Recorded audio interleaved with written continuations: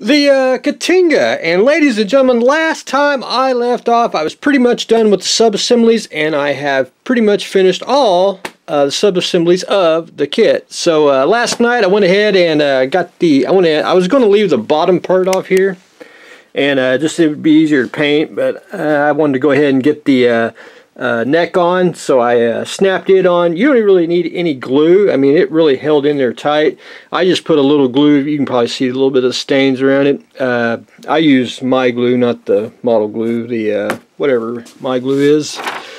Pure MEK. I want it to really bond, so I glued that on, let it sit overnight, and we're good and sturdy. You could use it as a weapon, like an axe, and it is strong. But anyway, got that on, sub-assemblies, and the next video, I'm trying not to be too boring here, but I'm down to sanding. I got to sand the seams here, which I got most of it done. And I know I'm probably repetitive, but if you ever sand, I know a lot of people don't know this, most do, some don't. Instead of sanding like in a straight line, you want to do a circle. That way it keeps it all even and you don't have rough spots when you sand. You know, even with you sandpaper, sanding stick, whatever. But I got most of it sanded, if you can pretty much tell.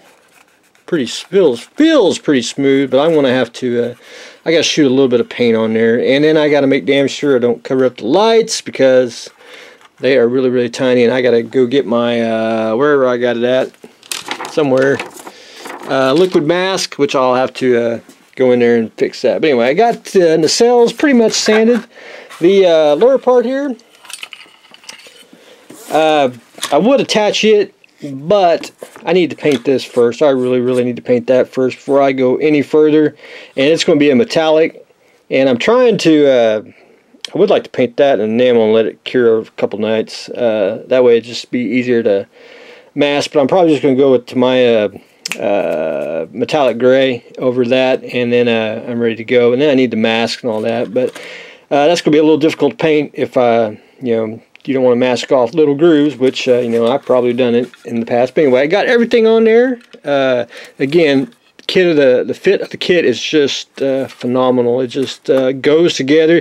You could pretty much build this thing in a weekend, and probably with the lights too. I mean, but anyway, painting take you a little while, but assembly on it is just great. But anyway, the rear photon torpedo. There's two options. Where is it? You can do the, I call it the closed hole one, or you can do the clear. And I chose the clear because you got the light. One thing that Polar Lights did, and they admitted to it, is the impulse engines here. The LED light kit are 3mm, but the hole is for a 5mm LED. They said in future kits that that will be corrected, but yeah, you got a collector item if you got the first one, which wouldn't have known that. I might have shoved a couple more dollars to get a new one, another one. So to fix that little problem, I know a fellow modeler, he took a piece of styrene and drilled out the hole and glued it. I took a styrene tube, which is the diameter of the 5mm outside diameter, and the 3mm just slides right in. If you can see how I did it on the inside there, I just got to go in with a little bit of black paint and touch that around, and good to go. I got to leave the impulse engines off for right now till I get basically almost all this painted. At least get the base coat on there, and then I can go in and touch up a few areas, because it's going to have multicolored panels and all that good stuff. But anyway, that's my little trick for fixing the oversized hole. But anyway, everything wired up. I got the, oh, I'll show you all something. I know a lot of people don't know it, because I didn't know it a long time ago until I really studied it. But right there, that square triangle part, that is R2-D2's foot. And so they actually used a real model kit and shoved it on there, which it's one of those revelations that you have when you look at the model. You're like, I'll be damned, they used a lot of kit parts. But Star Trek kits, it's a little more hard to find. You really don't see it like you do, Star Wars kits. See, like right here,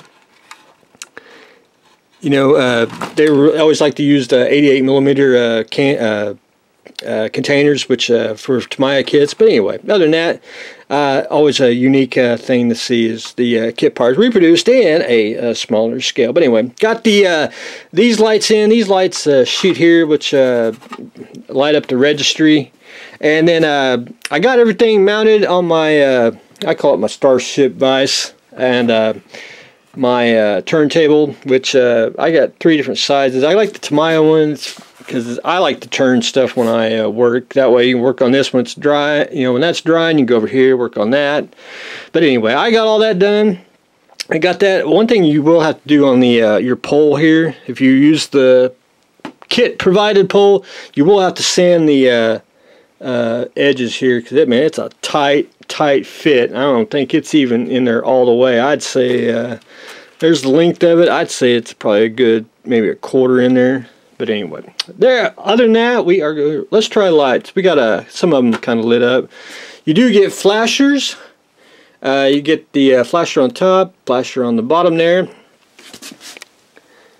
which is pretty darn slick. You got the, I call it flashlights that shoot out that way for some reason. Bridge light, and the torpedo light looks pretty darn slick.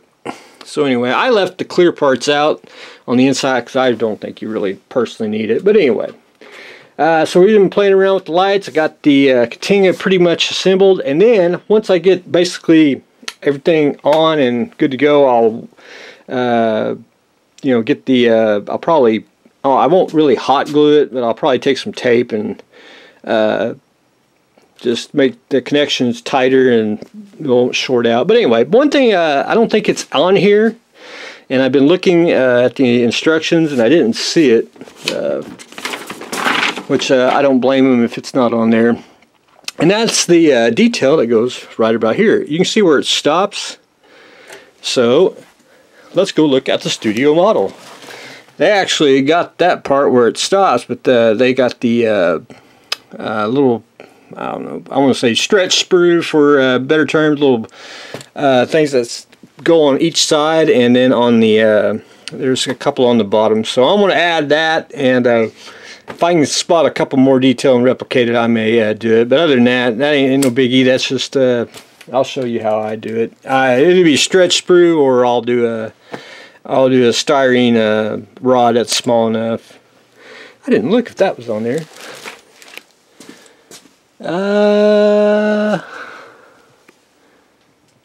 Well, yeah, it's somewhere. It's probably one on the sprue. But anyway, other than that, we'll add those right there, and pretty much rock and roll. Of course, we'll add some detail. I got to add some more on the bridge and all that. But anyway, I want to get basic construction done, and then we are ready to rock and roll on it. But anyway, that's what I've got going on today. We are continuing on with the Katinga. So that's what I got going on today. Stay tuned for the next exciting episode.